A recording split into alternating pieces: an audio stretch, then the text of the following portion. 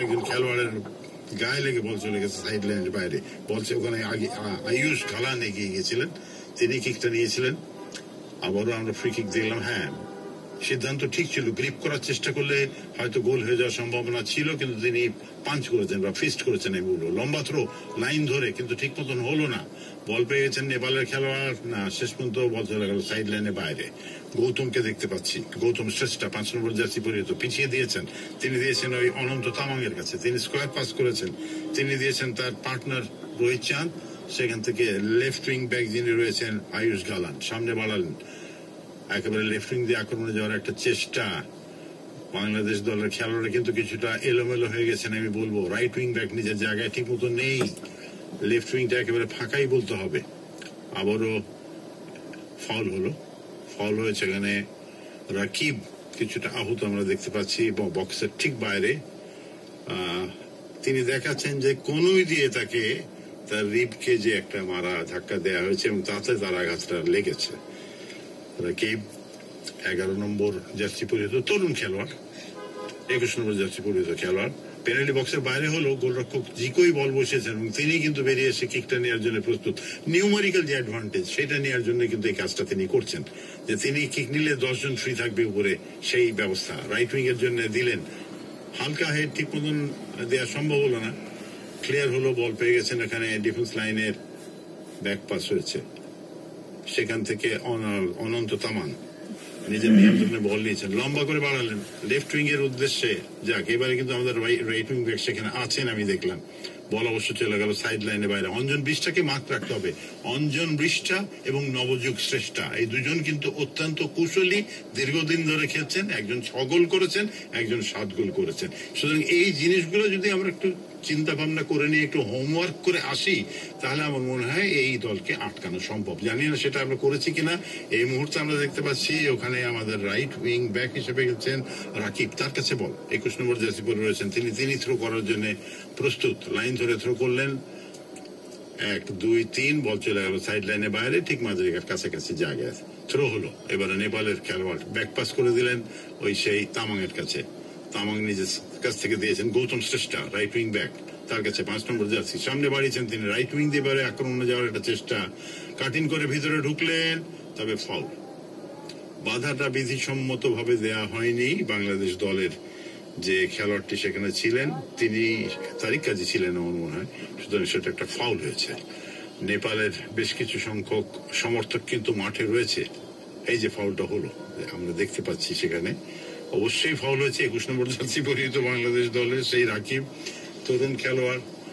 একটু বুঝে খেলতে হবে। আমরা এই টুর্নামেন্টে কিন্তু আমাদের বেশ কিছু খেলোয়াড় অকারণে হলুদ কার্ড খেয়েছেন, যেগুলো কিন্তু আলোচনা করা উচিত এবং সেই প্রবণতা থেকে আমাদের বেরিয়ে আসার চেষ্টা অবশ্যই করতে হবে। বাপায় বাঁকানো শট, আবারও বক্সের ভিতরে হেড হলো, তপু বর্মন হেড করেছেন কিন্তু ক্লিয়ার হয়নি পুরোপুরি।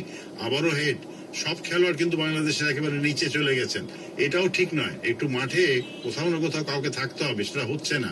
আবার আক্রমণে এবারে কিন্তু ওখানে নবযুগ শ্রেষ্ঠা ছিলেন, সেখান থেকে আবার পেয়েছেন অঞ্জন বিষ্টা, ব্যাকপাস, বাম প্রান্ত দিয়ে প্রান্ত বদল করে আবারও বক্সের ভিতরে ফেলার একটা চেষ্টা, অনেকটা উঠে গেছেন। 4 নম্বর জাতি বলতে হয়তো গোল হওয়ার সুযোগ ছিল, পুরোপুরি গোল হয়ে যাওয়ার মতন অবস্থায় চলে গেছিল। ওখানে এগিয়ে গিয়ে হেড করেছিলেন 4 নম্বর অঞ্জন তামাং, তারপরে হেড করে গোল করার মতন জায়গা থেকে কিন্তু দারুণ একটা সেভ করলেন আমি বলবো জিকো, দারুণ ভাবে নজর রেখেছিলেন এবং দৃঢ়তার পরিচয় দিয়েছেন, অবশ্যই বলতে হবে। যাই হোক, এই মুহূর্তে কিন্তু অনেক দূর থেকে ব্যাকপাস করলেন, বল চলে গেল লিম্বুর কাছে। একটা বেঁচে গেল বাংলাদেশ দল এ পর্যায়ে অবশ্যই বলবো। 53 মিনিটের সময় ঘটনা কিন্তু ঘটলো, কিন্তু এভাবে খেললে হবে না। সবাই ডিফেন্সে চলে গেলে পারে চাপ কিন্তু সবসময় বাংলাদেশ দলের উপরেই থাকবে। সুতরাং নিজেদের কাছে বল হোল্ড করার ক্যাপাবিলিটি বাড়াতে হবে এবং নিজেদের কাছে বল পাস করে নিজেদের নিয়ন্ত্রণে দলের কাছে বল রাখতে হবে। সেই জিনিসটা হচ্ছে না। মাঝমাঠটা এখন পুরো ফাঁকা করে দেওয়া হচ্ছে। সকলেই কিন্তু এই আসছি সেই কথা। এবারে আবারও কিন্তু রাইট উইং দিয়ে আক্রমণে যাওয়ার একটা চেষ্টা, ঢুকে পড়েছেন, ব্যাক পাস করলেন, গোল হওয়ার সম্ভাবনা হয়ে যেতে পারে না, কিন্তু সেখানে কেউ নেই। শেষ পর্যন্ত ওই আবারও কোনো প্রাণ বাঁচানো হলো। সুমন রেজা একেবারে নিচে নেমে গিয়ে সাইড লাইনের বাইরে বলটা পাঠিয়ে দিলেন, যেটা বাস্কেট বলা হয়। আমি গেলাম, নেট করলাম, নেট করার পরে মাঝে আর কোনো কাজ নেই, ডিফেন্সে চলে আসলাম, আমি ডিফেন্স করবো। এরকম খেলা হচ্ছে। এরকম খেলা ফুটবলে কিন্তু চলবে না। ফুটবলে মাঝ মাঠে ডিফেন্ড করতে হবে এবং মাঝ মাঠ থেকেই কিন্তু অ্যাটাক বিল্ড আপ করতে হবে। সেই জিনিসটা বাংলাদেশ এই মুহূর্তে কিন্তু করতে পারছে না, অনেকটাই পিছিয়ে পড়েছে। অবশ্যই এই মুহূর্তে বাংলাদেশ দলের সোলো একটা অ্যাটাক আমরা দেখছি পাচ্ছি। রাইট উইং দিয়ে অনেকটা ভিতরে ঢুকেছেন বক্সের মধ্যে, গোল হওয়ার সম্ভাবনা ছিল। কি করলেন? এখন শুয়ে রয়েছেন দুঃখে কিন্তু শুয়ে আছেন।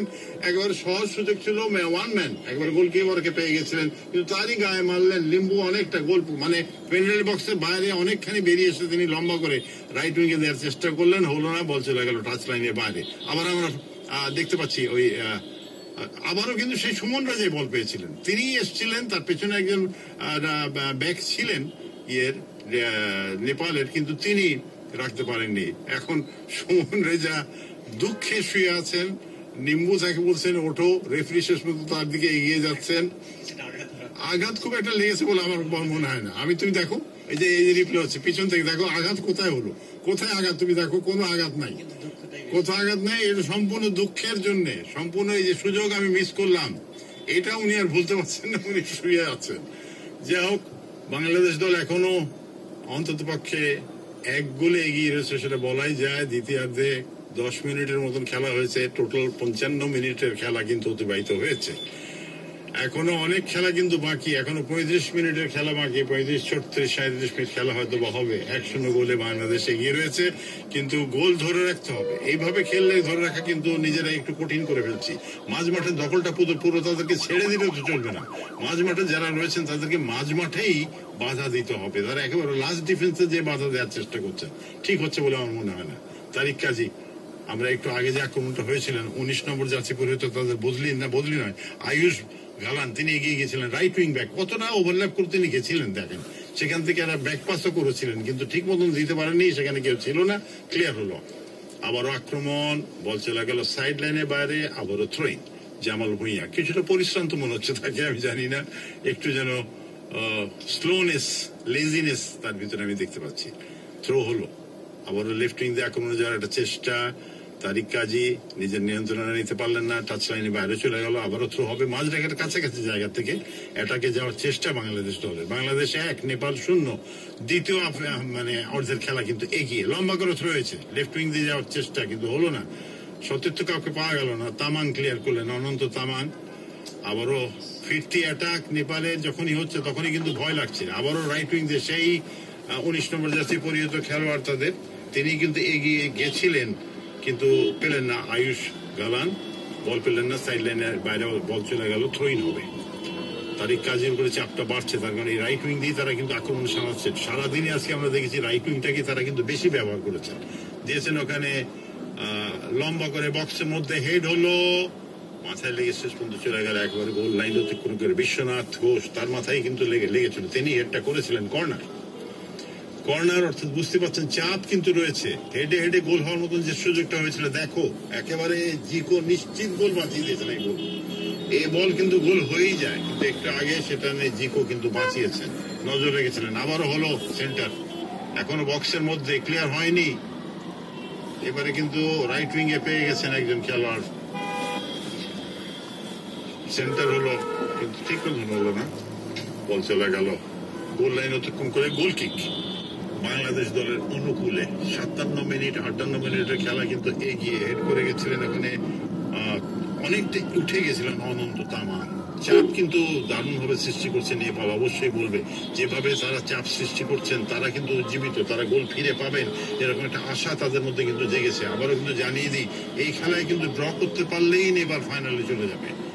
লম্বা করে কিক নিলেন গোলরক্ষক জিকো, প্রতিপক্ষ সীমানায় মাঝরেখার মধ্যে হেড, নিয়ন্ত্রণে নেওয়ার চেষ্টা কিন্তু বাংলাদেশ দলের ভিতরে আমরা দেখছি না, খালি এদিক থেকে ওদিকে, ওদিক থেকে ওদিকে দেয়া দিই। এটা কিন্তু হবে না, এই ফুটবল নিয়ে কিন্তু খেলা যাবে না। হ্যাঁ, এই ছন্দহীন ফুটবল সেটাই কিন্তু তারা খেলছে। আবারও চাপের মধ্যে আমরা দেখতে পাচ্ছি, বল পেয়ে গেছেন এখানে 8 নম্বর জার্সি পরিহিত খেলোয়াড়, তিনি বদলে এসছেন, রাখতে পারলেন, এবারে কিন্তু ফাউল। বিপুল আহমদকে আমরা দেখতে পাচ্ছি, গালের উপরে একটা পট্টি তার দেওয়া হয়েছে, একটু আগে আপনাকে জানিয়েছিলেন যে রক্ত প্রবাহিত হচ্ছে, রক্ত বেরিয়েছে। ওখানে আয়ুষ ঘালান, তাকে পা দিয়ে যে বাধাটা তিনি দিয়েছেন সেটা বিধিসম্মত হয়নি, সুতরাং আরো একটি খেলোয়াড় পরিবর্তন হচ্ছে আমরা দেখতে পাচ্ছি। 12 নম্বর জার্সি পরিহিত খেলোয়াড় মাঠে ঢুকলেন এবং বেরিয়ে গেলেন 8 নম্বর জার্সি পরিহিত খেলোয়াড়। 12 নম্বর কে নেপালের। চাপে রয়েছে বাংলাদেশ, বক্সের মধ্যে বাংলাদেশের। এবারে কিন্তু কেক অলি মেরেছিলেন বাঁ পায়ে, কিন্তু বল চলে গেল গোল লাইন অতিক্রম করে। লামা মাঠে ঢুকেছেন 12 নম্বর জার্সি পরিহিত খেলোয়াড়। সবগুলো কৌশলে কিন্তু আস্তে আস্তে প্রয়োগ করছেন ওই নেপালের যিনি কোচ রয়েছেন। অবশ্যই বলতে হবে আরো একটা চাপ, ভালো চাপ। বাংলাদেশ দল কিন্তু অনেকটাই ছন্ন ছাড়া, আমি বলবো অনেকটাই ছন্ন ছাড়া। নিজে থেকে পুনরুদ্ধার করতে না পারলে কতক্ষণ এই চাপ তারা সহ্য করবে, সেটাই কিন্তু আমার কাছে এখন সন্দেহ লাগছে। আবারও গোল কিক, লম্বা করে কিক নিলেন জিকো, মাঝরেখা পেরিয়ে প্রতিপক্ষ সীমানায় হেড হলো। হেড করেছিলেন ওখানে সেই ঝুঁটি বাঁধা খেলোয়াড় তাদের যে রয়েছেন তিনি, এবং সেখান থেকে মাঝরেখার মধ্যে ফিরে গেল গোলরক্ষক লিম্বুর কাছে। ছোট্ট করে বল বাড়িয়ে দিয়েছেন রাইট উইং দিয়ে। আবারও সেই আয়ুষ স্কোয়ার পাস হলো, বল পেয়েছেন ওখানে তাদের খেলোয়াড় 18 নম্বর নবযুগ শ্রেষ্ঠ, অনেকটা পিছিয়ে রয়েছেন তিনি, খুব কৌশলী খেলোয়াড়, আমি আগেই বলেছি। তপু বর্মন কেড়ে নিয়ে ক্লিয়ার করলেন, বল পাঠিয়ে দিলেন টাচ লাইনের বাইরে। ত্রয়ীন, জামাল ভুইয়া, তপু বর্মন ডিফেন্সিভ কাজেই কিন্তু তারা ব্যস্ত, এবং নিজেদের দখলে বল রাখার পরিকল্পনা তারা কিন্তু করছেন কিনা জানি না। এবং সকলেই কিন্তু এখন ওই অর্ধেক যে রেখা, মাঝ রেখার নিচে কিন্তু চলে যে গোলটি করেছিল সুমন রাজা, সেই গোল দেওয়ায় এখন পর্যন্ত বাংলাদেশে এগিয়ে রয়েছে। ওখানে হেড করার চেষ্টা করেছিলেন, ঠিকভাবে হেডটি করতে পারেননি, যা পরবর্তী সময় ওখানে কিন্তু কিছুটা বাধাগ্রস্ত হয়েছেন। যা হোক, ওখান থেকে কিকটি নেওয়ার জন্য নির্দেশ দিয়েছেন মধ্যমাঠে যিনি রয়েছেন। বাংলাদেশ দলের কথা বলতে হয়, বাংলাদেশ দলের গোলরক্ষক আনিসুর রহমান জিকুর কথা বলতে হয়, জিকু অত্যন্ত কৌশলী একজন ফুটবলার, নিজেকে বারবার প্রমাণ করেছেন। আজকের দিনেও তিনি দুটি বলকে তিনি প্রতিহত করেছেন। দেখার মতো ছিল, ফুটবল হচ্ছে দেখার মতো একটি খেলা, সচক্ষে না দেখলে বিশ্বাস করা যায় না। মানব যে প্রাচীর, মানব দেওয়াল তৈরি করেছেন ওখানে, আমরা যদি বলি যে ওখানে ডি বক্সের ঠিক কিছুটা দূর থেকে, কয়েক গজ দূর থেকে সেখানে ক্লিয়ার করেছেন। এখনো কিন্তু বিপদ কাটেনি, বাপার শট সেন্টার করেছেন, হেড করার চেষ্টা, এবং সেখানে কিন্তু আবারও এখানে জিকু কিন্তু বলটিকে প্রতিহত করলেন। জিকুর কথা বলতে হয়, জিকু অসাধারণ ফুটবল খেলে চলেছেন। নিজের প্রতি আজকে বেশ কিছু পরীক্ষা দিতে হচ্ছে, জিকুকে অগ্নি পরীক্ষা তিনি দিয়ে চলেছেন এখন পর্যন্ত। দলের জন্য অত্যন্ত ভালো একজন ফুটবলার এবং গোলরক্ষক বলতে পারি। জিকুর কথা বলতে হয়, তিনি কিন্তু নির্ঘাত 3টি বলকে তিনি সেভ করলেন। নিজেকে প্রমাণ করতে হবে আজকের এই ম্যাচে জয়লাভ করতে হলে। এবারও দেখুন কিভাবে তিনি বলটিকে সেভ করলেন। অসাধারণ ফুটবল কিন্তু আমরা দেখতে পেয়েছি এই মুহূর্তে। নেপাল তারা কিন্তু গোছালো ফুটবল খেলছে, নিজেদেরকে এই গোলটিকে পরিশোধ করার জন্য এবং ম্যাচটিকে ড্র করার জন্য তাদের সকল ছিলেন দিয়েছেন কিরণ কুমারের উদ্দেশ্যে। কিরণ কুমার তিনি বলটি পেয়েছেন, কিরণ কুমার উঠে এসেছেন, তিনি আবারও দিলেন, কোথায় দিলেন, আক্রমণে যাওয়ার চেষ্টা, নেপাল কিন্তু ওখানে পড়ে গেলেন একজন খেলোয়াড়, খেলাটি পড়ে গেলেন। যেটি বলছিলাম, বাংলাদেশ দল এখন পর্যন্ত 1-0 গোলে এগিয়ে রয়েছে।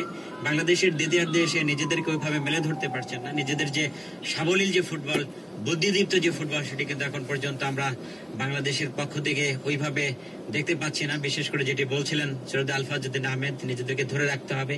ম্যাচটিকে যদি ড্র করে ফেলে সেক্ষেত্রে কিন্তু নেপাল তারা ফাইনালে খেলবে। বিশেষ করে বাংলাদেশের যে উপচে পড়া দর্শক, সেটি কিন্তু মালদ্বীপে অনুষ্ঠিত হচ্ছে, মালে জাতীয় স্টেডিয়ামে দর্শকরা তারা খেলা দেখতে এসেছে। এখন যেটি আমাদের মনে হয়েছে, বাংলাদেশ দলের একজন খেলোয়াড়ের পরিবর্তন হবে। মতিন মিয়া তিনি মাঠে প্রবেশ করবেন এবং মাঠ থেকে বেরিয়ে যাবেন মোহাম্মদ ইব্রাহিম, তিনি মাঠ থেকে বেরিয়ে যাবেন।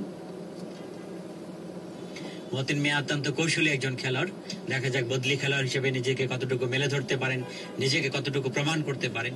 শ্রোতা বন্ধুদেরকে জানিয়ে দিচ্ছি 66 মিনিট শেষে 68 মিনিটের খেলা চলছে, দ্বিতীয়ার্ধের খেলা চলছে। এখন পর্যন্ত বাংলাদেশ দল তারা কিন্তু 1-0 গোলে এগিয়ে রয়েছে। ফুটবল হচ্ছে গোলের খেলা, সেটি আমরা উচ্চারিত করেছি আমাদের কণ্ঠে, সেটি আপনারা শুনতে পাচ্ছেন বাংলাদেশ বেতারের মাধ্যমে। এখন পর্যন্ত বাংলাদেশ দল তারা 1-0 গোলে এগিয়ে রয়েছে। আবার ওখানে হেড করলেন, হেড করে দিলেন কাকে, বল পেয়েছেন আবার বিপক্ষ দলের খেলোয়াড়, নেপালের একজন খেলোয়াড়, তিনি বল পেয়েছেন, বাম প্রান্ত দিয়ে ঢুকে যাওয়ার চেষ্টা, ওখানে রয়েছেন ফুজানের পায়ে বল, ফুজান থেকে রোহিত চাঁদের পায়ে বল, চাঁদ থেকে আবার কিছুটা ব্যাক পাস করে দিয়েছেন, বল পেয়েছেন অনন্ত তামাং বাড়িয়েছেন, উদ্দেশ্য সতীর্থ খেলোয়াড়, বাম প্রান্ত দিয়ে ঢুকে যাওয়ার একটি প্রচেষ্টা, ওখানে কিন্তু ব্যাকহিল করে দিয়েছেন। অত্যন্ত কৌশলী একজন ফুটবলার যিনি রয়েছেন বাংলাদেশের, তারেক কাজীর কথা বলতে হয়। তারা বুদ্ধিদীপ্ত ফুটবল দিয়ে এখন পর্যন্ত 1-0 গোলে এগিয়ে রয়েছে। ফুটবল হচ্ছে গোলের খেলা, সেই গোল কিন্তু এখন পর্যন্ত বাংলাদেশ পেয়েছে। যেটি বলছিলাম, নেপাল কিন্তু তারা মরিয়া হয়ে উঠেছে এই মুহূর্তে গোলকে পরিশোধ করার জন্য, ব্যবধান অর্থাৎ সমতায় ফিরিয়ে পাওয়ার জন্য তাদের যে কৌশল সেটি কিন্তু এখন পর্যন্ত তারা প্রয়োগ করে চলেছে, কিন্তু কাজের কাজটি এখনো করতে পারেনি। 68 মিনিট শেষে আমরা রয়েছি, এখন পর্যন্ত দ্বিতীয়ার্ধের খেলা চলছে। বাংলাদেশ দল তারা শুরুতেই যে গোলটি করেছিল সুমন রেজা দেওয়া গোলে এখন পর্যন্ত এগিয়ে রয়েছে। বিশেষ করে বাংলাদেশের একজন খেলোয়াড় আঘাতপ্রাপ্ত, মাঠে পড়ে রয়েছেন। বাংলাদেশ দল আজকে চাইবে নিজেদেরকে ওইভাবে প্রমাণ করতে। বিশেষ করে বাংলাদেশ দলের যে খেলোয়াড়গুলো রয়েছে তারা বুদ্ধিদীপ্ত ফুটবল খেলেই প্রথমার্ধে একটি গোল করেছে, দ্বিতীয়ার্ধে এসে নিজেদেরকে ওইভাবে মেলে ধরতে পারছেন না। নেপাল তারা কিন্তু বেশ কিছু আক্রমণ করেছিল, প্রতি আক্রমণ আমরা দেখেছি, মুহুর্মুহু আক্রমণ হয়েছে। ফুটবল হচ্ছে গোলের খেলা, সেটি কিন্তু আমরা লক্ষ্য করেছি আজকের দিনে। এখন পর্যন্ত মতিন মিয়া বদলি খেলোয়াড় হিসেবে দেখা যায় কি করতে পারেন। সুমনের কথা বলতে হয়, বুদ্ধিদীপ্ত খেলোয়াড় সুমন কিন্তু নিজেকে প্রমাণ করেছেন। বেশ কিছু আক্রমণ ছিল, প্রতি আক্রমণ ছিল, ওখান থেকে কিক নেওয়ার জন্য প্রস্তুত রয়েছেন বাংলাদেশ দলের গোলরক্ষক আনিসুর রহমান জিকো। তিনি বলটিকে বসিয়ে নিয়েছেন, তিনি কিক নেবেন। বিশেষ করে আনিসুর রহমান জিকোকে আজকে অগ্নি পরীক্ষা দিতে হয়েছে। উঁচু করে সেন্টার করলেন, উদ্দেশ্য সতীর্থ খেলোয়াড় ঠিকভাবে খেলতে পারেনি। পরবর্তী সময় বল চলে যায় নেপালের একজন খেলোয়াড়, তিনি বল পেয়েছেন, হেড করার চেষ্টা, ওখানে কিন্তু এখনো ক্লিয়ার হয়নি। পরবর্তী সময় আবার হেড করলেন বাংলাদেশের একজন খেলোয়াড়, হেড করে কিন্তু বল পাঠিয়ে দিয়েছেন আবার টাচ লাইনের বাইরে। প্রতি আক্রমণ হয়েছে, নেপাল বেশ কিছু আক্রমণ করেছে, আবার বাম প্রান্ত দিয়ে ঢুকে যাওয়ার চেষ্টা, ওখানে দুজন খেলোয়াড়কে করা মার্কিনে রেখেছেন। আবারও নেপাল, দেখা যাক শেষ পর্যন্ত কিছুটা ব্যাক পাস করে দিয়েছেন বাংলাদেশ দল। তারা কিন্তু নিজেদের ঘর গুছিয়ে খেলছেন এই মুহূর্তে। আবার উঁচু করে প্রান্ত বদল করে ডান প্রান্ত দিয়েছেন, ওখানে গৌতম শ্রেষ্ঠের উদ্দেশ্যে বাড়িয়েছেন, গৌতমের পায়ে বল, গৌতম উঁচু করে সেন্টার করলেন, হেড করার চেষ্টা, হেড করেছিলেন, শেষ পর্যন্ত বার পোস্টের খানিকটা বার দিয়ে বল চলে গেল গোল লাইনের বাইরে। অসাধারণ ফুটবল কিন্তু আমরা দেখেছি নেপালের কাছ থেকে, কি চমৎকার ফুটবল খেলে চলেছেন। ওখানে রোহিত চাঁদ রয়েছেন এবং সেই চাঁদ কিন্তু যেভাবে মাথাটাকে তিনি ছোঁয়া লাগিয়েছিলেন, সেই ছোঁয়া কিন্তু আরেকটু যদি ঠিকভাবে লাগাতে পারতেন তাহলে কিন্তু নির্ঘাত একটি গোল হতো। আনিসুর রহমান জিকো তিনি কিন্তু এবার হয়তো বা সেভ করতে পারতেন না, যা কোনো বিপদ অবশ্য হয়নি। নেপালের ফুটবলাররা তারা কিন্তু বুদ্ধিদীপ্ত ফুটবল খেলে চলেছেন এই মুহূর্তে। যার কথা বলছিলাম রোহিত চাঁদ, তিনি কিন্তু চমৎকার ভাবে একটি হেড করেছিলেন, শেষ পর্যন্ত শেষ রক্ষা অবশ্য হয়নি, বল চলে যায় আবার গোল লাইনের বাইরে। সাদউদ্দিন রয়েছেন, বুদ্ধিদীপ্ত এই ফুটবলাররা তারা খেলে চলেছে, নিজেদেরকে প্রমাণ করতে হবে। এখন পর্যন্ত যেটি হয়েছে 1-0 গোলে বাংলাদেশ এগিয়ে রয়েছে। ওখানে 12 নম্বর জার্সি যিনি খেলছেন বিশ্বনাথ ঘোষ, তিনি কিন্তু থ্রোয়িং করবেন, লম্বা করে বাড়িয়েছেন, ওখানে সতীর্থের উদ্দেশ্যে বাড়ালেন। সুমন রয়েছেন, সুমন থেকে মতিন মিয়া, দেখা যাক মতিনের উদ্দেশ্যে বাড়াবেন কিনা। সুমনের পায়ে বল, ডান প্রান্ত দিয়ে ঢুকে যাওয়ার চেষ্টা, অত্যন্ত কড়া মার্কিনে রেখেছিলেন। পরবর্তী সময় বল চলে যায় আবার বিপক্ষ দলের পায়ে লেগে নেপালের অনেক গোলে ঠিকভাবে ধরতে পারেননি। আবারও কিন্তু বল পেয়েছেন বাংলাদেশের একজন খেলোয়াড়, তিনি কোথায় খেললেন, বল অবশ্যই চলে গেল আবারও টাচ লাইনের বাইরে। থ্রোয়িং নেপালের উঠে গোলে। নেপাল দল তারা কিন্তু চেষ্টা করে চলেছে সমতায় ফিরে যাওয়ার জন্য, সেটি কিন্তু এখন পর্যন্ত করতে পারেননি। আবারও কিন্তু দিয়েছেন, ওখানে কোথায় দিলেন, ভুল পাসের মাধ্যমে সুমন রেজার পায়ে বল, বাপায়ের শট অনেক দূর থেকে, শেষ পর্যন্ত বল অবশ্যই চলে গেল গোল লাইনের বাইরে। সুমনের কথা বলতে হয়, সুমন ভালো একটি সুযোগ পেয়েছিলেন, এর আগে আমরা দেখেছিলাম, সেই সুযোগটিকে কাজে লাগাতে পারেননি। পরবর্তী সময় প্রান্ত বদল করে দিয়েছেন প্রতি আক্রমণে নেপাল, কিন্তু কোথায় খেললেন, বল অবশ্যই চলে গেল আবারও টাচ লাইনের বাইরে। আবারও বল চলে যায় টাচ লাইনের বাইরে নেপালের অনুকূলে। নেপাল বারবার তারা কিন্তু চেষ্টা করে চলেছেন, গৌতম সেখানে রয়েছেন, গৌতম থেকে আবারও বাড়িয়েছেন সতীর্থের উদ্দেশ্যে, গৌতম এখন নিজের হাতে রেখেছেন, উচ্চ করে সেন্টার করেছেন, এবার কিন্তু জিকো বেরিয়ে এসে বলটিকে তালুবন্দি করলেন, কোনো বিপদ অবশ্য নেই। 71 মিনিটে আমরা রয়েছে এখন পর্যন্ত, 71 মিনিট শেষে 72 মিনিট রয়েছে। বাংলাদেশ এখন পর্যন্ত 1-0 গোলে এগিয়ে রয়েছে। প্রথম যে শুরু হয়েছিল 8 মিনিট 37 সেকেন্ডে একটি গোল হয়েছিল সুমন রেজার দেওয়া গোলে, এখন পর্যন্ত বাংলাদেশ এগিয়ে রয়েছে। নেপাল 0, বাংলাদেশে 1।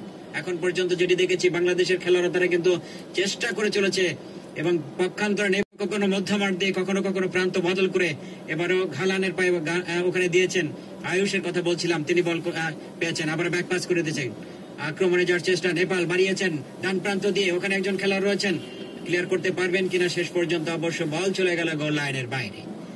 তারেক কাজীর কথা বলতে হয়, তরুণ এই খেলোয়াড়, নিজেদেরকে প্রমাণ করতে হবে, সেটি কতটুকু ধরে রাখতে পারবে জানি না। যেটি বলছিলেন আমাদের শ্রদ্ধা আলফাজউদ্দিন আহমেদ, বাংলাদেশ দ্বিতীয়ার্ধে এসে নিজেদেরকে ওভাবে মিলে ধরতে পারছেন না এখন পর্যন্ত, তাদের বুদ্ধিদীপ্ত যে ফুটবল সেটি কিন্তু প্রমাণ করতে পারছেন না। সুমন আরিয়ালকে দেখতে পাচ্ছি, সুমন আরিয়াল কৌশলী একজন খেলোয়াড়, তিনি এখন পর্যন্ত যেটি দেখেছি নেপাল আজকের দিনে কোনো গোল করতে পারেনি। 73 মিনিট ইতিমধ্যেই কিন্তু অতিবাহিত হয়েছে, 73 মিনিট অতিবাহিত হয়েছে। ডাগিকে দেখতে পেলাম, ডাগি এটি ম্যাচে গোল করেছিলেন, তিনি উঁচু করে সেন্টার করলেন। জিকু, আনিসুর রহমান জিকু দিয়েছেন সতীদের উদ্দেশ্যে, সুমনের পায়ে বল, সুমন ঠিকভাবে খেলতে পারেনি, পরবর্তী সময় বল নিয়েছেন আবারও নেপাল, ডান প্রান্ত দিয়ে ঢুকে যাওয়ার চেষ্টা, কিন্তু শেষ পর্যন্ত শেষ রক্ষা হলো না, বল চলে গেল আবারও টাচ লাইনের বাইরে। এক্ষেত্রে থ্রোয়িং করবেন আবারও নেপাল নয়, বাংলাদেশ থ্রোয়িং করবেন। বাংলাদেশের যিনি থ্রোয়িং করে থাকেন বিশ্বনাথ ঘোষ, অনেক লম্বা করে থ্রোয়িং করে থাকেন। এবার থ্রোয়িং করবেন তারেক কাজী, তিনি দিবেন কার উদ্দেশ্যে বাড়াবেন সেটা আপনাদেরকে জানিয়ে দিব। উঁচু করে তিনি কিন্তু থ্রোয়িং করে দিয়েছেন, উদ্দেশ্য ছিল ওখানে মতিন মিয়া এবং সুমন রেজা, কেউ ধরে রাখতে পারলেন না, বল চলে যায় আবারও টাচ লাইনের বাইরে। এবার অবশ্য থ্রোয়িং করবেন নেপাল থ্রোয়িং করে দেখা যাক, সতীদের উদ্দেশ্যে দিয়েছেন, ওখানে প্রতি আক্রমণ আমরা দেখেছি, গোল কিন্তু করেছে বাংলাদেশ দল একটি। এবার অবশ্য নেপাল আক্রমণে যাওয়ার চেষ্টা, কিন্তু ওখানে হেড করে কিছুটা ক্লিয়ার করলে কি হবে শেষ পর্যন্ত, হ্যাঁ দিয়েছেন, ওখানে কোথায় দিলেন, ভুল পাস, বল পেয়েছেন আবারও নেপালের 5 নম্বর জার্সি নিয়ে খেলছেন গৌতম শ্রেষ্ঠা থেকে আবারও কিছুটা ব্যাক পাস করে দিয়েছেন, কিছুটা উঠে এসে খেলার চেষ্টা করেছেন। পক্ষান্তরে বাংলাদেশ তারা নিজেদের ঘর গুছিয়ে খেলছেন, যেটি বলছিলাম। আবার গৌতমের পায়ে বল, গৌতম খুঁজছেন কাকে দেওয়া যায়, গৌতম এখন নিজের হাতের প্রান্ত বদল করে দিয়েছেন, মধ্যমাঠে দেওয়ার চেষ্টা এখনো পর্যন্ত, আবারও কিন্তু দিয়েছেন বাম প্রান্ত দিয়ে ঢুকে যাওয়ার চেষ্টা, নেপাল দিয়ে সেন্টার করলেন এবং অসাধারণ বলটাকে তালুবন্দি করেছেন আনিসুর রহমান জিকুর কথা বলতে হয়। জিকুর আজকে বেশ কিছু পরীক্ষা দিতে হয়েছে, তাকে অগ্নি পরীক্ষা দিলেন, তিনি নিজেকে প্রমাণ করলেন। আবারও জিকুর কথা বলতে হয়, এই বলটি থেকে তিনি 4 বার সেভ করেছেন, অর্থাৎ ভালো বলটিকে তিনি কিন্তু কিভাবে ধরলেন, আসলে সচক্ষে না দেখলে বিশ্বাস করা যায় না। ফুটবল হচ্ছেন এক্ষেত্রে 21 নম্বর জার্সি নিয়ে যিনি খেলছেন তিনি হচ্ছেন ডাগি, ওখানে আমরা দেখতে পেলাম ডাগি, এবং বাংলাদেশের 21 নম্বর জার্সি নিয়ে খেলছেন রাকিব, নেপালের 21 নম্বর জার্সি নিয়ে খেলছেন ডাগি। একটি ম্যাচে তিনি গোল করেছিলেন, সেটি কিন্তু আমরা দেখেছি আজকের দিনে। তারা কিন্তু ভালো একটি ফুটবল কিন্তু গড়ার চেষ্টা করেছে। নেপাল এখন পর্যন্ত কোনো গোল করতে পারেনি আজকের ম্যাচে। বাংলাদেশ 1-0 গোলে এগিয়ে রয়েছে এখন পর্যন্ত, যেটি বলছিলাম দ্বিতীয়ার্ধের বেশ কিছু সময় কিন্তু অতিবাহিত হয়েছে। আমরা 75 মিনিট শেষে রয়েছি, 76 মিনিটে রয়েছি এখন পর্যন্ত। যেটি হয়েছে বাংলাদেশ দল কিন্তু এখন পর্যন্ত এগিয়ে রয়েছে। বাংলাদেশ দল তারা চাইবে এই ম্যাচটিকে নিজেদেরকে ধরে রাখতে, এবং মানিশ ডাঙ্গির কথা বলছিলাম, মানিশ ডাঙ্গি তিনি কিন্তু গত একটি ম্যাচে তিনি গোল করেছিলেন, বদলি খেলোয়াড় হিসেবে তিনি মাঠে প্রবেশ করে গোল করেছিলেন। আজকের দিনে দেখা যাক নিজেকে কতটুকু মেলে ধরতে পারে। বাংলাদেশ দল এখন পর্যন্ত 1-0 গোলে এগিয়ে রয়েছে। নেপাল তারা কিন্তু বারবার চেষ্টা করে চলেছে, আক্রমণ করেছে, প্রতি আক্রমণ আমরা দেখেছি, বিশেষ করে যার কথা বলতে হয় আনিসুর রহমান জিকু, তিনি কিন্তু তার বুদ্ধিদীপ্ত যে ফুটবল, তার যে কৌশলী ফুটবল, এবং সেটি কিন্তু তিনি আবারও প্রমাণ করেছেন। দেখা যাক বাংলাদেশ শেষ পর্যন্ত নিজেদেরকে কতটুকু মেলে ধরতে পারেন আজকের এই ম্যাচে। যেটি বলছিলেন যে শ্রদ্ধা আলফাজউদ্দিন আহমেদ, বাংলাদেশ ধরে রাখতে পারবে কিনা শেষ পর্যন্ত। 76 মিনিট শেষে আমরা 77 মিনিটে রয়েছে, আবারও প্রতি আক্রমণে যাওয়ার চেষ্টা, মধ্যমাঠে কিন্তু খেলা চলছে, মধ্যমাঠ থেকে ওখানে কিন্তু ক্লিয়ার করলেন, কোথায় দিলেন, কিন্তু ভুল পাসে বল পেয়েছেন আবার নেপালের একজন খেলোয়াড়। এবার প্রান্ত বদল করে দিয়েছেন, বাম প্রান্ত থেকে আবার ডান প্রান্ত দিলেন, মধ্যমাঠে দিয়েছেন, ওখানে মধ্যমাঠে কিছুটা দিয়েছেন গৌতমের পায়ে বল, গৌতম তিনি ডান প্রান্তে ঢুকে যাওয়ার চেষ্টা, আক্রমণে নেপাল চমৎকার ভাবে দিয়েছেন, ওখানে চাঁদ নয়, ওখানে আবার দিয়েছেন, ওখানে যার কথা বলছিলাম আক্রমণে কিন্তু নেপাল কিন্তু সেখানে প্রতিহত করেছেন, বল অবশ্যই চলে গেল গোল লাইনের বাইরে। কর্নারের মাধ্যমে নেপাল দল কিন্তু কর্নার কিক নেবেন, বিশেষ করে নেপাল আজকের দিনে একটি কর্নার কিক নিয়েছেন, বাংলাদেশ দল 2টি কর্নার কিক পেয়েছেন। সর্বসাকুল্যে যেটি হয়েছে, বাংলাদেশ দল এখন পর্যন্ত 1-0 গোলে এগিয়ে রয়েছে। আর খেলার এই যখন অবস্থা, আমন্ত্রণ জানাবো চঞ্চল আপনাকে। অনেক ধন্যবাদ মির্জা ফরিদুল ইসলাম। কর্নার এই মুহূর্তে নেপাল দলের অনুকূলে, নেপালের মুহুর্মুহু আক্রমণে এই মুহূর্তে অনেকটা দিশেহারা বাংলাদেশের ডিফেন্স লাইন। তবে আশার প্রদীপ বা আশার প্রতীক হয়ে দাঁড়িয়ে আছেন 3 কাঠির নিচে আনিসুর রহমান জিকো। দুর্দান্ত গোলকিপিং এর মাধ্যমে নস্যাৎ করে দিয়েছেন তিনি এখনো পর্যন্ত নেপাল দলের প্রতিটি আক্রমণ। তা না হলে কিন্তু খেলার রেজাল্ট অন্যরকম হতে পারত। বাংলাদেশের সেরা গোলকিপার জিকো পারবেন কি শেষ মুহূর্ত পর্যন্ত বাংলাদেশকে বাংলাদেশের গোলমুখটাকে অরক্ষিত রাখতে, তাহলেই কিন্তু বাংলাদেশ পৌঁছে যাবে সাফ ফুটবলের সেই কাঙ্ক্ষিত ফাইনালে। ৭৭ মিনিট পেরিয়ে ৭৮ মিনিট রয়েছে আমরা খেলার ফলাফল বাংলাদেশ ১ নেপাল ০। আপনারা শুনছেন বাংলাদেশ বেতার। এই মুহূর্তে লম্বা করে বাড়িয়েছেন নেপালের সীমানায় বল, আক্রমণে বাংলাদেশ দিয়েছেন বাম প্রান্তে, বাধা দেওয়া হচ্ছে ওখানে বাংলাদেশ দলের রাকিবকে। রাকিব শেষ পর্যন্ত ব্যাক পাস করতে বাধ্য হলেন, সরাসরি গোলকিপার বরাবর, একেবারে বিপজ্জনক পরিস্থিতি। তবে হ্যান্ডবলের জন্য কিন্তু আপিল করছে নেপাল দলের খেলোয়াড়েরা, ছুটে গেছেন সেখানে। তবে গোলকিপারকে কিন্তু রেড কার্ড দেখালেন, অর্থাৎ আনিসুর রহমান জিকোকে রেড কার্ড দেখানো হলো। বিপজ্জনক ভাবে কিন্তু বাধা দেওয়ার চেষ্টা করেছিলেন অনেকখানি ছুটে গিয়ে। তবে আমার মনে হয় রেড কার্ড দেখানোর মতো অপরাধ করেননি তিনি, হ্যান্ডবল হতে পারত। এবং শেষ পর্যন্ত অবশ্য রেফারি তিনি কিন্তু রেড কার্ড দিলেন। আমি এখনো পর্যন্ত, হ্যাঁ, আনিসুর রহমান জিকো কিন্তু মাঠ থেকে চলে যাচ্ছেন এবং জানি না শেষ পর্যন্ত ম্যাচটাকেও তিনি রেখে গেলেন কিনা। বাকি সময়টা কে রুখে দেবে বাংলাদেশের গোলমুখকে? 10 জনের দল নিয়ে কিন্তু, এবং হ্যাঁ, একেবারে পোর ব্যাক পাচ্ছিল, একেবারে কোনো প্রয়োজন ছিল না, একেবারে অনেক দূর থেকে কিন্তু অন্যদিকে বলটা দিতে পারতেন, সরাসরি গোলকিপার বরাবর পাঠিয়েছিলেন। এবং যদিও সেটি অস্কার বরিজন তিনি মেনে নিতে পারছেন না। এবং সময় কিন্তু মাত্র রেগুলার সময় বা রেগুলেশন টাইম 11 মিনিটের মতো, এরপর অ্যাডেড টাইমে হয়তো আরো 3-4 মিনিট, সব মিলিয়ে বাকি 15টা মিনিট। আশরাফুল ইসলাম রানাকে আমরা দেখতে পাচ্ছি, তিনিও কিন্তু দেশের অন্যতম সেরা একজন গোলকিপার। এবং হ্যাঁ, এবং 10 জনের দল নিয়ে খেলতে হবে। 10 জনের দল নিয়েও কিন্তু আমরা ভারতের সাথে ড্র করেছিলাম, সেটি বাংলাদেশকে অনুপ্রাণিত করতে পারে। দেখা যাক শেষ পর্যন্ত কি হয়। তবে নেপাল দল সেকেন্ড হাফে এসে যেভাবে আক্রমণের পর আক্রমণ সারিয়েছে, কিছুটা হলেও কিন্তু চিন্তার ভাঁজ এই মুহূর্তে বাংলাদেশের ফুটবল প্রেমীদের কপালে। তবে এই আসরের রেফারি নিয়ে কিন্তু এর আগে থেকেই প্রশ্ন তুলেছিলেন বাংলাদেশ দলের প্রশিক্ষক অস্কার বরিজন। এর আগের বেশ কয়েকটি ম্যাচেও তিনি কিন্তু খুশি হতে পারেন। দেখা যাক শেষ পর্যন্ত কি হয়। তবে বিপদ কিছুটা হলেও বাংলাদেশের দিকে ঘনিয়ে এসেছে, যদিও বাংলাদেশের লিড 1-0 গোলের। জানি না শেষ পর্যন্ত বাংলাদেশ দল এই লিডটাকে ধরে রাখতে পারবে কিনা। লিডটাকে ধরে রাখতে পারলেই কিন্তু বাংলাদেশ চলে যাবে ফাইনালে। তবে এই আসরে দ্বিতীয়বারের মতো হলুদ কার্ড কিন্তু প্রদর্শিত হলো বাংলাদেশের এগেইনস্টে। এবং এর আগেও আপনাদেরকে জানিয়েছি যে ম্যাচে বাংলাদেশ লাল কার্ড প্রদর্শিত হয়েছে। এবং আগেও জানিয়েছিলাম যে ভারতের বিপক্ষে 10 জনের দল নিয়েও বাংলাদেশ ভারতের সাথে ড্র করেছিল। আজকের ম্যাচটি অত্যন্ত গুরুত্বপূর্ণ। আশরাফুল ইসলাম রানা এবং 8 নম্বর জার্সি পরিহিত খেলোয়াড় বিপ্লু কিন্তু মাঠ থেকে বেরিয়ে আসছেন এবং তার বদলেই আশরাফুল ইসলাম রানা তিনি কিন্তু ওই 3 কাঠির নিচে বা গোলমুখে এই মুহূর্তে অবস্থান নেবেন।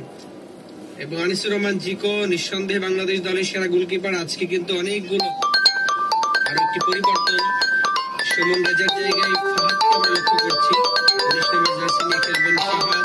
সুমন রেজার আজকে ভালো ফুটবল খেলেছে, তবে গোল আরো হতে পারত। বাংলাদেশ মিনিমাম 2টি ইজি চান্স কিন্তু হারিয়েছে, তা না হলে বাংলাদেশ 2-0 গোলে এগিয়ে যেতে পারত। সেক্ষেত্রে নির্ভর থাকতে পারত বাংলাদেশ। আক্রমণে যাবার চেষ্টা করেন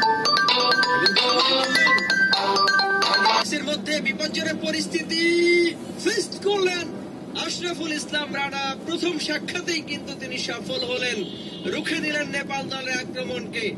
আশরাফুল ইসলাম রানা তিনিও কিন্তু প্রমাণ করছেন। এবং দেখা যাক আবারও আক্রমণে নেপাল, লম্বা পাসিং এর মাধ্যমে কিন্তু বাংলাদেশের সীমানায় বারবার কিন্তু বল যাচ্ছে। এই মুহূর্তে আবারও কিন্তু নেপালের সীমানায় বাংলাদেশি খেলোয়াড় কিন্তু নেই বললেই চলে। একেবারে ডিফেন্সিভ ফুটবল বাংলাদেশের কাছ থেকে, ঠিক উল্টো অ্যাটাকিং মোডে রয়েছে নেপাল। কারণ তাদের জন্য কিন্তু ম্যাচটা গুরুত্বপূর্ণ। একটি গোল করতে পারলেই নেপাল দল কিন্তু পৌঁছে যাবে ফাইনালে, যে কারণে তারা কিন্তু ফুল অ্যাটাকিং এই মুহূর্তে। অল আউট ফুটবল খেলছে নেপাল, ডিফেন্সিভ ফুটবল খেলছে বাংলাদেশ। লড়াইটা কিন্তু জমে উঠেছে এবং বাংলাদেশ দলের এখন যেটি লক্ষ্য হওয়া উচিত, যে কোনো মূল্যে কিন্তু এই 1-0 করে লিডটা ধরে রাখতে হবে। আপনারা শুনছেন বাংলাদেশ বেতার। খেলার ফলাফল বাংলাদেশ 1 নেপাল 0। রেগুলেশন টাইমের 8 সাল 7.5 মিনিটের মতো খেলা রয়েছে, এরপর অ্যাডেড টাইম। মিস্টার রক্স এই তো গাড়ি নিয়ে আসতেছি। এবং শেষ পর্যন্ত বল চলে গেল আবার টাচ লাইনের বাইরে। হ্যাঁ শিওর, থ্রোইন ঠিক আছে, শিওর কালকে বাড়ি যাবো। শ্রেষ্ঠ থ্রোইন করলেন, পরবর্তীতে বল পেয়ে গেলেন দীনেশ রাজবংশী। ঠিক আছে, স্টপার ব্যাক সেখান থেকে লেফট উইং এ বাড়িয়েছেন বাংলাদেশের একজন খেলোয়াড়। কোন ঝুঁকি না নিয়ে বলটা কিন্তু মাঠের বাইরে পাঠিয়ে দিলেন সাদুদ্দিন করে ঝুঁকি নিলেন না। আবারও আক্রমণে নেপাল, যেটি বলছি একের পর এক আক্রমণে নেপাল। এই মুহূর্তে সেকেন্ড হাফে এসে আমার মনে হয় 60%-এর বেশি বল কিন্তু নেপাল দল নিজেদের আয়ত্ত রাখতে সক্ষম হয়েছে। এবারে প্রান্ত পরিবর্তন করে দিয়েছেন ডান প্রান্তে, সেখানে রয়েছেন গৌতম শ্রেষ্ঠা, ব্যাক পাস করলেন, রয়েছেন সেখানে অনন্ত তামাং, তিনিও আবারও প্রান্ত পরিবর্তন করলেন। আক্রমণে আবারও নেপাল, পেনাল্টি বক্সের মধ্যে বিপজ্জনক পরিস্থিতি, সেখান থেকে ক্লিয়ার হয়েছে কিন্তু কাকে দিলেন কোন খেলোয়াড় তো সেখানে নেই। বল চলে গেল টাচ লাইনের বাইরে। থ্রোইন নেপাল দলের অনুকূলে। আক্রমণের পর আক্রমণের দিশেহারা এই মুহূর্তে বাংলাদেশের রক্ষণ ভাগ। তবে আক্রমণ হলেও কিন্তু এই মুহূর্তে গোল যদি না হয় সেটি বাংলাদেশের জন্য বড় বিষয়। দীর্ঘদিন পর সাফ ফুটবলের সেই কাঙ্ক্ষিত ফাইনালের টিকিট কিন্তু পেয়ে যাবে বাংলাদেশ যদি বাকি সময়টাতে আর গোল করতে না পারে নেপাল। অন্যদিকে নেপাল দলের জন্য কিন্তু ইতিহাসের অন্যতম সেরা ম্যাচ, কারণ তারা এখনো পর্যন্ত সাফ ফুটবলে চ্যাম্পিয়ন হতে পারেনি।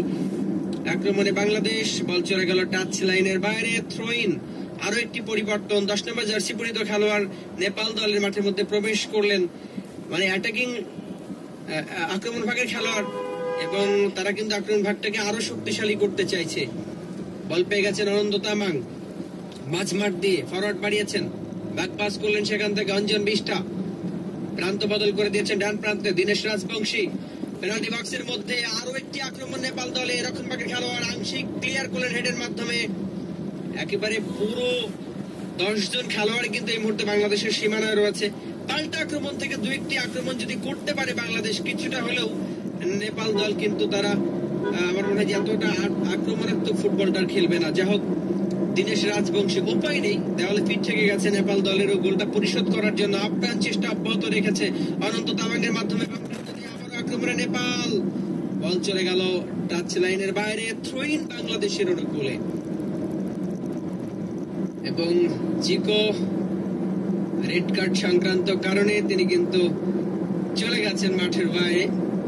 আজকে দুর্দান্ত গোলকিপিং করেছেন বাংলাদেশ, যেমন 2-3টি গোল মিস করেছে, অন্যদিকে নেপাল দলও কিন্তু অনেকগুলো আক্রমণ করেছে যেটি জিকো প্রতিহত করেছে। দুর্দান্ত একজন গোলকিপার বাংলাদেশ দলের। মনে পড়ে যায় সাবেক গোলকিপার আমিনুল ইসলাম, বিপ্লব ভট্টাচার্য, তারাও কিন্তু সাব ফুটবলে দারুণ খেলেছিলেন।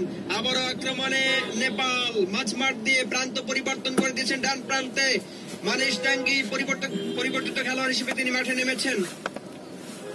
মানিশ ডাঙ্গি, তার নিয়ন্ত্রণে বল, চমৎকার ভাবে 1-2 পজিশন থেকে বল ব্যাক পাস করতে বাধ্য হলেন, সেখানে রয়েছেন তেজ তামাং, বিপজ্জনক পরিস্থিতি, বলে পায়ে এক করতে পারলেন না।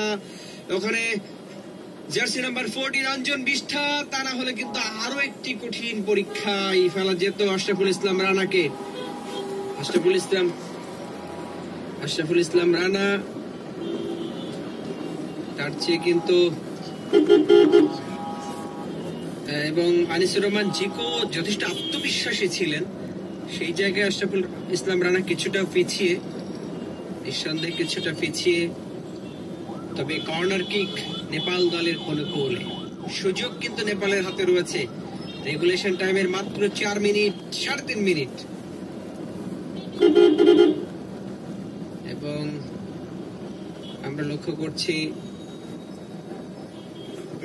পেনাল্টি বাংলাদেশের এগেইনস্টে কিন্তু পেনাল্টি দেওয়া হয়েছে, এবং সেটি নিয়ে অনেকক্ষণ কিন্তু বাংলাদেশি খেলোয়াড়ের বোঝানোর চেষ্টা করলেন রেফারিকে। শেষ পর্যন্ত পেনাল্টি শুট আউট, এবং একেবারে এমন সময় এসে পেনাল্টি যখন গোল হলেই কিন্তু বাংলাদেশের যে স্বপ্ন, সেই স্বপ্ন কিন্তু ধূলিসাৎ হয়ে যাবে। আশরাফুল ইসলাম রানা, এবং দুর্ভাগ্য বাংলাদেশের, জানি না শেষ পর্যন্ত তিনি গোলটা আটকাতে পারবেন কিনা। আশরাফুল ইসলাম রানা, এবং শেষ পর্যন্ত গোল কিন্তু করে ফেললো নেপাল দল। ওখানে অঞ্জন বিষ্ঠা তিনি কিন্তু গোল করলেন, এবং উন্নসিত, উজ্জীবিত, উচ্ছ্বসিত এই মুহূর্তে নেপাল শিবির। দুর্ভাগ্য বাংলাদেশের, আর মাত্র 2-3 মিনিট, এবং এই মুহূর্তে অনেকটা ফাইনালে উঠে যাওয়ার আনন্দ উল্লাস কিন্তু প্রকাশ করছে এই মুহূর্তে নেপাল দলে খেলোয়াড়, দর্শক, সমর্থক। একেবারেই মেনে নিতে পারেননি বাংলাদেশের থিঙ্ক ট্যাঙ্ক বা টিম ম্যানেজমেন্ট যারা রয়েছেন, এবং কান্নায় ভেঙে পড়েছেন। আমরা সাইড লাইনে দেখতে পাচ্ছি বাংলাদেশ দলে যারা থিঙ্ক ট্যাঙ্ক টিম ম্যানেজমেন্ট রয়েছেন। একেবারেই আশরাফুল ইসলাম রানার কিছুই করার ছিল না। আনিসুর রহমান জিকো তিনি কিন্তু যখন লাল কার্ড সংক্রান্ত কারণে বের হয়ে যান, তখনই কিন্তু আমরা কিছুটা হলেও অনুমান করছিলাম যে রেজাল্টটা শেষ পর্যন্ত বাংলাদেশের বিপক্ষে চলে যায় কিনা, এবং সেদিকেই যাচ্ছে। আর মাত্র রেগুলেশন টাইম 2-3 মিনিট, এরপর অ্যাডেড টাইম। দুর্ভাগ্য, আসলে বাংলাদেশের ফুটবল পিছিয়ে পড়ার ক্ষেত্রে দুর্ভাগ্য কিছুটা দায়ী। আমাদের ফিনিশাররা যদি গোল করতে পারতো তাহলে কিন্তু আরো আগেই বাংলাদেশ 2-0 বা 3-0 গোলে এগিয়ে যেতে পারতো। 1:1 পজিশন থেকেও গোল করতে পারেননি বাংলাদেশ দলে খেলোয়াড়রা, এবং শেষের দিকে অতিমাত্রায় ডিফেন্সিভ ফুটবল কিন্তু আরো কাল হয়ে দাঁড়ালো বাংলাদেশের জন্য। লম্বা করে বাড়িয়েছেন আক্রমণে বাংলাদেশ। এখন কিন্তু নেপাল দল একটু এলোমেলো ফুটবল খেলবে এবং কালক্ষেপণ করার চেষ্টা করবে, যেমনটি করলেন। বল চলে গেল সাইড লাইনের বাইরে, থ্রো ইন বাংলাদেশ দলের অনুকূলে। আরো একটি আশাভঙ্গের গল্পই হয়তো রচিত হতে যাচ্ছে, কারণ রেগুলেশন টাইমের আর মাত্র 2 মিনিটের মতো খেলা বাকি। পেনাল্টি দুর্ভাগ্য ডেকে আনলো বাংলাদেশের জন্য। লম্বা করে থ্রো ইন পেনাল্টি বক্সের মধ্যে, এখনো আক্রমণে বাংলাদেশ, এবং আবারও throw in, back to back throw in বাংলাদেশের অনুকূলে। লম্বা করে থ্রো ইন করলেন পেনাল্টি বক্সের মধ্যে, এখন আক্রমণে বাংলাদেশ। শেষ পর্যন্ত এখনো বিপদ কাটেনি, পাল্টা আক্রমণে এই মুহূর্তে নেপাল। আবারও বল পেয়ে গেছে বাংলাদেশের আক্রমণ, বাপায়ে শটটা নিয়েছিলেন, কিন্তু ওই যে এই মুহূর্তে ডিফেন্সিভ ফুটবল নেপাল দল যেমনটি খেলেছিল বাংলাদেশ কিছুক্ষণ আগে, এখন অবশ্য পাল্টা আক্রমণে নেপাল রাখতে পারেননি।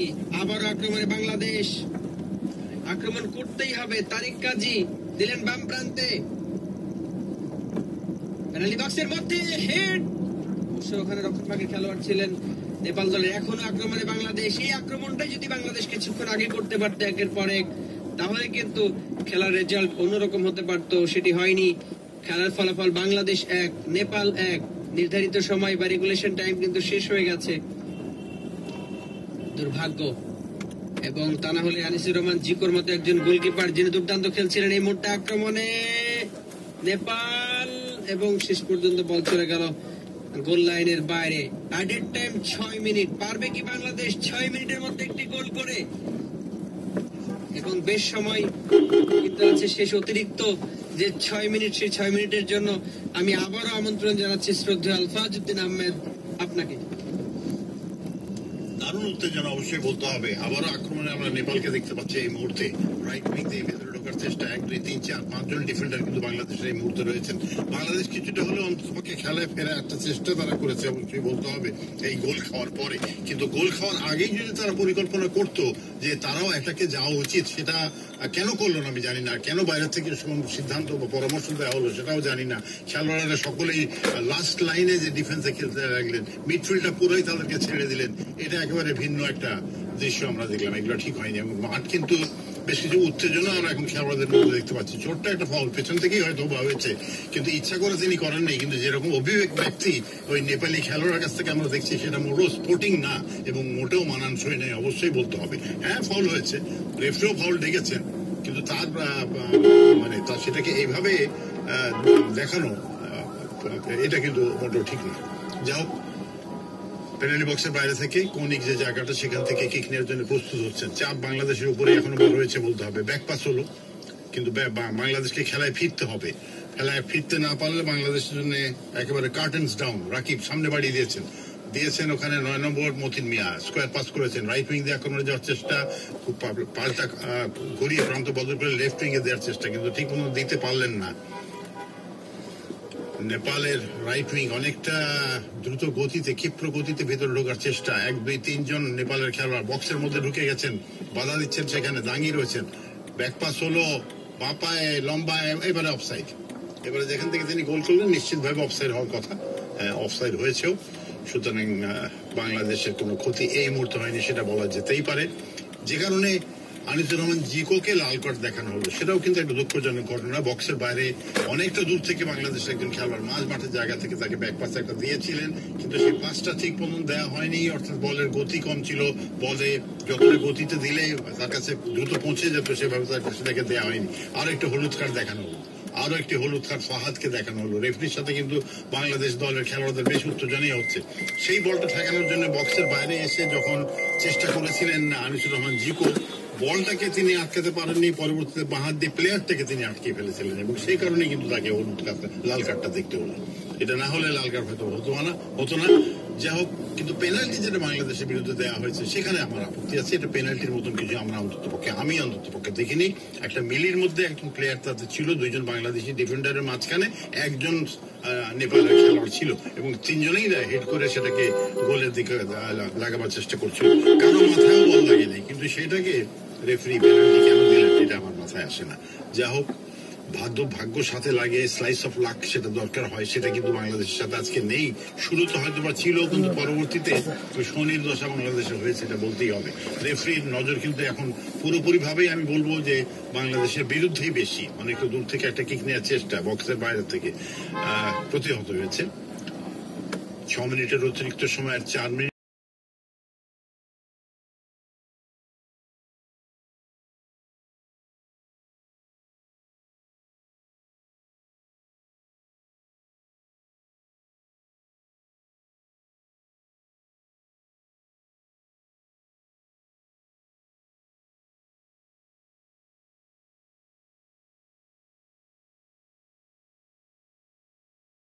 ফুটবল যেটা একটু আগে বাংলাদেশ খেলছিল সেটা খেলার চেষ্টা, অঞ্জন 20টা বক্সের মধ্যে ফেলা হয়েছে।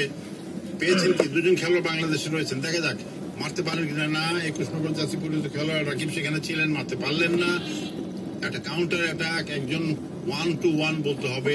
কাটান, হ্যাঁ সামনে থাকো তাইলেই হবে, কোনো অসুবিধা নেই। হ্যাঁ, ক্লিয়ার হলো না। গোলরক্ষকের কাছে গিয়েছিল, কিন্তু গোলরক্ষক একটু একটু বিচলিত ছিলেন, হাত দিয়েই বলটা তুলতে পারতেন। কিন্তু যে কুলনেস আমরা জিকোর মধ্যে দেখেছিলাম সেই কুলনেস কিন্তু রানার মধ্যে দেখলাম না।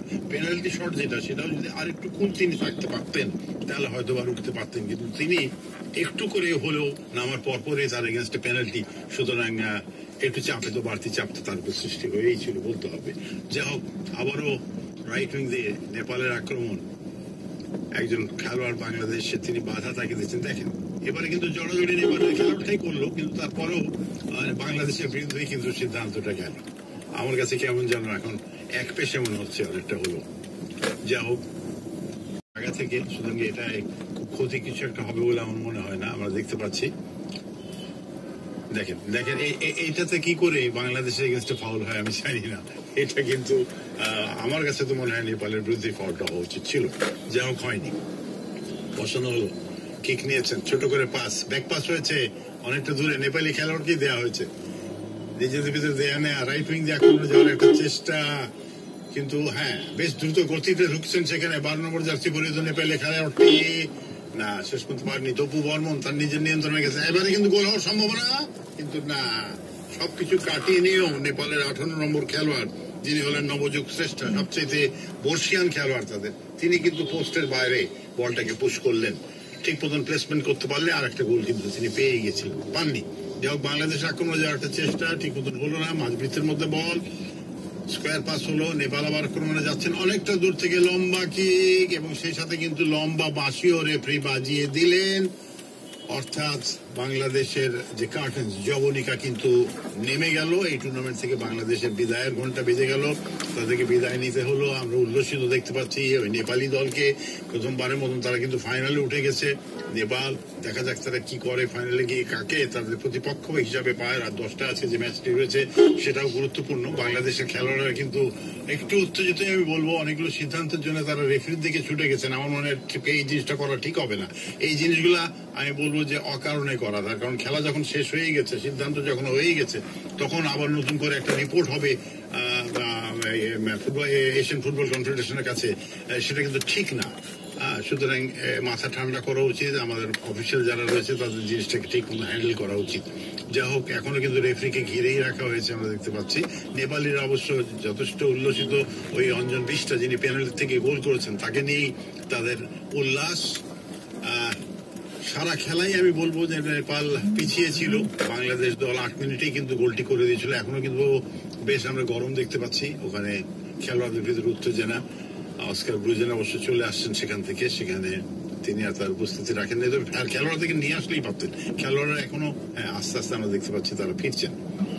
রেফারি কিন্তু এখনো সেখানেই রয়েছেন এবং লোকাল যারা রয়েছেন খেলা পরিচালনা করছেন তারা কিন্তু রেফারিকে ঘিরে রেখেছেন। খেলার ফলাফল বাংলাদেশ কিন্তু হারে নেই, খেলার ফলাফল কিন্তু বাংলাদেশ 1 নেপাল 1, কিন্তু বাংলাদেশের ক্ষতিটা আগেই হয়ে গেছে।